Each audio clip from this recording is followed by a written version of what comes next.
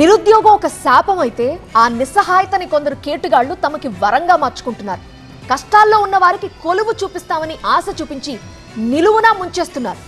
ఉద్యోగం వస్తే కష్టాలు తీరుతాయనుకున్న ఓ నిరుద్యోగి ఆశని పెట్టుబడిగా మార్చుకున్నాడు కేటుగాడు.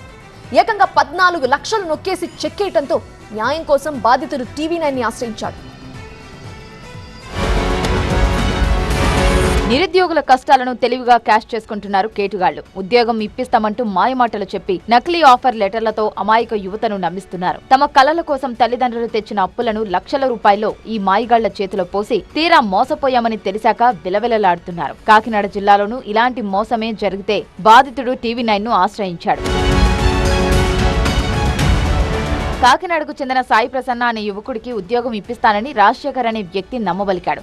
జాబ్ వెరిఫికేషన్, పీఎఫ్ డిపాజిట్ల పేరుతో 2024లో విడతల వారీగా బాధితుడి నుంచి ఏకంగా 14 లక్షల రూపాయలు వసూలు చేశాడు. సాయి ప్రసన్న తండ్రి సత్యనరేంద్రుడు ఒక ఆలయ అర్చకుడు. తన కొడుకు భవిష్యత్తు బాగుంటుందనే ఆశతో అప్పులు తెచ్చి మరీ ఆ కేటుగాడికి డబ్బులు చెల్లించారు. తీరా డబ్బులు చేతికి అందాక రాజశేఖర్ తన ఫోన్ స్విచ్ ఆఫ్ చేసి బెంగళూరుకు పారిపోయాడు. తమకు జరిగిన అన్యాయంపై 2025లో సర్పవరం పోలీస్ స్టేషన్లో బాధితులు ఫిర్యాదు చేశారు. గ్రీవెన్స్ లో మొరపెట్టుకున్నా ఫలితం లేకపోవడంతో విసిగిపోయిన బాధితుడు చివరికి టీవీ9 ను ఆశ్రయించి ఆవేదన వ్యక్తం చేశాడు. తన కొడుకులాగే రాజశేఖర్ చేతిలో మరికొంతమంది కూడా మోసపోయి ఉండవచ్చని బాధితుడి తండ్రి వాపోయారు.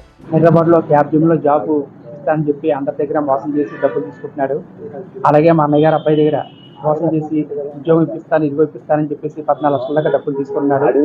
దానికి సంబంధించిన 14 లక్షలకి చెక్కులు పంపాడు, అన్ని బౌన్స్ అయిపోయింది. ఆల్రెడీ సర్పవరం స్టేషన్ లో పిఎస్లో కేసు నమోదు చేసిన FIR నెంబర్ 336/2024 సంవత్సర కాలం అవుతుంది.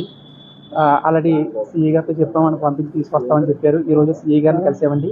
తక్షణమే వారంలోగా వారిని అరెస్ట్ చేసి తీసుకొస్తామని చెప్పి హామీ ఇచ్చారు. ఉద్యోగాలు ఇప్పిస్తామని డబ్బులు వసూలు చేసే కేటుగాళ్లతో అప్రమత్తంగా ఉండాలని సర్పవరం సిఐ పెద్దిరాజు సూచించారు. మోసాలకు పాల్పడే వారిపై కఠిన చర్యలు తీసుకుంటామని హెచ్చరించారు. నిందితుడు రాజశేఖర్ ను కూడా త్వరలోనే అరెస్టు చేస్తామన్నారు. అతని యొక్క అడ్రస్ క్లియర్ గా మనకు రాలేదు. ఈ అడ్రస్, అతని యొక్క లొకేషన్ మనకి క్లియర్గా వస్తే మనం అతన్ని పట్టుకోవడం గురించి వెయిట్ చేసాం. అతను మాతో కూడా మాట్లాడి మేము ఫోన్ చేసినా ఏం చేసినా ఇదిగో వచ్చేస్తాం అదిగో వచ్చేస్తాం అని చెప్తున్నాడు. చెప్పినా కూడా అతను రకరకాల ఫోన్ నెంబర్లు మార్చి రకరకాల లొకేషన్లో ఉన్నాడు. కాబట్టి అతన్ని త్వరలో అతన్ని పట్టుకుని అరెస్ట్ చేసి వాళ్ళ డబ్బులు వాళ్ళకి ఇప్పించడం, చట్ట ప్రకారం తగిన చర్యలు తీసుకోవడం అన్నీ జరుగుతుందని ఇందు మూలంగా తెలియజేస్తాం. సాయి ప్రసన్న ఉదంతం కేవలం ఒక ఉదాహరణ మాత్రమే. సమాజంలో రాజశేఖర్ లాంటి కేటుగాళ్లు ఇంకా ఎంతో మంది పొంచి ఉన్నారు. ప్రభుత్వ ఉద్యోగమైనా, సాఫ్ట్వేర్ కొలువైనా డబ్బులు అడుగుతున్నారంటే అది ఖచ్చితంగా మోసమని గుర్తించాలి.